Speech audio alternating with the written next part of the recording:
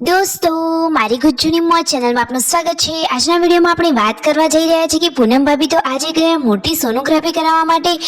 દોસ્તો, આ તેમની આ સૌથી મોટી સોનોગ્રાફી હતી। તો સોનોગ્રાફીમાં શું આવે, ડોક્ટરે શું કહ્યું અને આ રહ્યા તેના રિપોર્ટ। તો રિપોર્ટમાં જોઈ ડોક્ટરે શું કહ્યું, ઘરના બધા જ લોકોને રિપોર્ટ બતાવ્યા। તો બેબી હવે કેવડું છે, કેટલું થયું છે અને દોસ્તો વાવાઝોડાની કેવી અસર થઈ, કાળો કહેર વર્તી ગયો હતો તો કેટલું નુકસાન થયું છે। અને દોસ્તો, આજે તો જુઓ ગેસનો બાટલો જ ગયો અને આવો મોસમ તો રસોઈ કઈ રીતે થશે એ બધું જ જાણવા મળશે તમને મારા આ વિડીયોમાં। મારી ચેનલ ઉપર નવા હોય તો ચેનલને ફટાફટ લાઈક શેર અને સબસ્ક્રાઇબ કરી દો। Full video in Thakor family blog channel દોસ્તો, ફૂલ વિડીયોની લિંક ડિસ્ક્રિપ્શનમાં મૂકેલી જ છે, ત્યાં જઈને તમે આખો વિડીયો વોચ કરી શકો છો। આવી ટૂંકી ટચોકડી લાઈવ લેટેસ્ટ ટ્રેન્ડિંગ માહિતી મેળવવા માટે કરી દો મારી ચેનલને ફટાફટ સબસ્ક્રાઇબ। તો ચાલો દોસ્તો, વધારે રાહ ન જોડાવતા આપણે વિડીયોની શરૂઆત કરી દઈએ છીએ।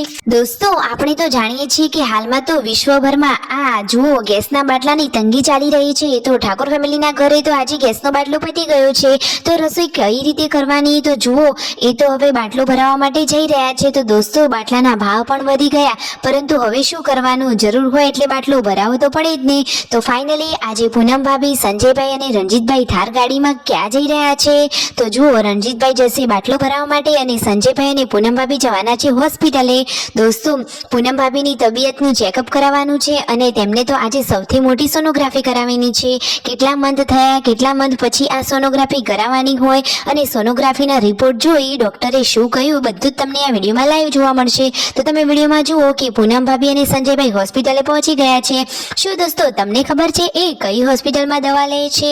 તમને હોસ્પિટલનું નામ ખબર છે? ખબર હોય તો જલ્દીથી કોમેન્ટ કરો। તો જુઓ તેમનું બીપી ને બધું ચેકઅપ કરી લીધું છે, હવે તેમનો નંબર આવે એટલી વાર છે ત્યાં સુધી અહીંયા બેઠા છે, પછી ચેકઅપ ને કરાવી આજે તો પૂનમ ભાભી સંજયભાઈએ ચલતી પકડી લીધી છે, એટલે કે રણજીતભાઈ ગાડી લઈને આવે છે ત્યાં સુધી તો તેઓ થોડુંક ચાલીને જઈ રહ્યા છે।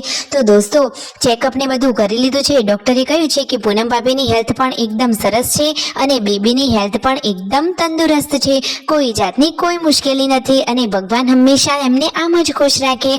દોસ્તો, એ રિપોર્ટ કેવા આવ્યા, રિપોર્ટમાં શું હતું એ રિપોર્ટ તમને નજીકથી હમણાં જ આ વિડીયોમાં જોવા મળી રહેશે। અને જુઓ, વચ્ચે તેઓ નાસ્તો કરવા માટે રોકાઈ ગયા છે। તો પૂનમ ભાભીને તો બહારનું તળેલું ખાવાની ના પાડી છે, તો તેમને થોડો હળવો નાસ્તો કર્યો અને પૂનમ ભાભી તો થાર ગાડીમાં પાછળ સૂઈ ગયા છે। જુઓ, અને ઘરે આવી અને મરચાં અને બાજરીના રોટલાનો થોડોક હળવો નાસ્તો કરી લીધો અને આ રહ્યા તેમના રિપોર્ટ। જુઓ, સોનોગ્રાફી કરાવીએ એટલે આ રીતે 9 ભાગમાં આ ફોટા હોય કે તેમાં બેબીનો વિકાસ કેટલો થયો છે, કોઈ જાતની કોઈ તકલીફ તો નથી ને, તે એકદમ હેલ્ધી છે કે નહીં, એની બધી જાણકારી આ રિપોર્ટથી મળી રહે છે। તો ફાઇનલી આજે પૂનમ ભાભીને 6 મંથ કમ્પ્લીટ થઈ ગયા છે। 6 મંથ કમ્પ્લીટ થાય એના પછી આ સોનોગ્રાફી કરવાની હોય છે। તો જુઓ, તેમના મમ્મી ઘરે આવી આ રિપોર્ટ ચેક કરી રહ્યા છે, તો બધું એકદમ નોર્મલ છે। તો હંમેશા આ રીતે તેઓ ખુશ રહે અને ફાઇનલી આજે તો તેમના ઘરે ગેસનો બાટલો આવી ગયો છે। તો ગેસના બાટલાના થઈ રહ્યા છે વધામણા।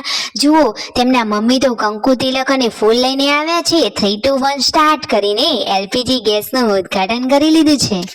ઘરના બધા જ લોકોના ચહેરા ઉપર ખુશીનો માહોલ જોવા મળ્યો, સુખનો સૂરજ ફાઇનલી ઉગી ગયો અને સંજયભાઈએ તો જુઓ ગેસના બાટલાની નજર પણ ઉતારી અને રાકેશભાઈએ પૈસા લઈ ખિસ્સામાં મૂકી દીધા। અરે વાવ, એકદમ હેપી ફેમિલી છે। જો તેમના મમ્મીએ સંજયભાઈને કંકુ તિલક કર્યા, રણજીતભાઈને પણ કંકુ તિલક કર્યા, ઘરના બધા જ લોકોને કંકુ તિલક કરી દીધા। જુઓ, ફૂલોથી ગેસના બાટલાને વધાવી લીધો છે। અરે, આ તો એકદમ સરસ મજાનો વિડીયો બનાવ્યો અને હવે સાંજના ટાઈમે કાજલબેન, પૂનમ ભાભી રસોઈની તૈયારી કરવા માટે લાગી ગયા છે અને આ રહ્યો તેમનો દેશી ચૂલો। તો જુઓ, અહીંયા બેઠા બેઠા શેની વાતોચીતો કરે છે તો પૂનમ ભાભી અને તેમના સાસુ જુઓ વાતો કરી રહ્યા છે કે યશવી તો આજે બાથરૂમમાં પુરાઈ જ ગઈ હતી, અંદરથી તેને તો દરવાજો બંધ કરી લીધો હતો, પછી માંડ દરવાજો ખુલી ગયો, ભગવાન માતાજીની દયાથી એને કશું થયું નથી, એ ખૂબ સારી બાબત છે।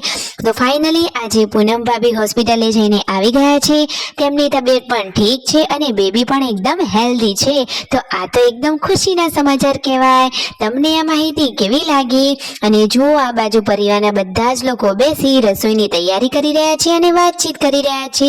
આ રહી યશુ કે જે બાથરૂમમાં પુરાઈ ગઈ હતી, તો પૂનમ ભાભી એને સમજાવી રહ્યા છે કે બેટા ધ્યાન રાખવાનું, એકલા ક્યારેય બાથરૂમમાં જવાનું નહીં।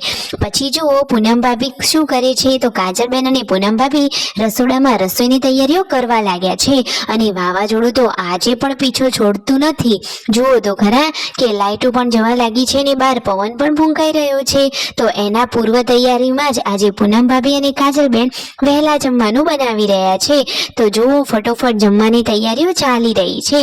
કાજલબેની બા દરેક કામમાં સરસ મજાની હેલ્પ કરે છે. હવે દોસ્તો ગરમા ગરમ રોટલી પાર્વતી ભાભી અને પૂનમ ભાભી બનાવી રહ્યા છે અને રંજીતભાઈ તો થોડુંક નાસ્તા જેવું ખાવા માટે આવી ગયા છે.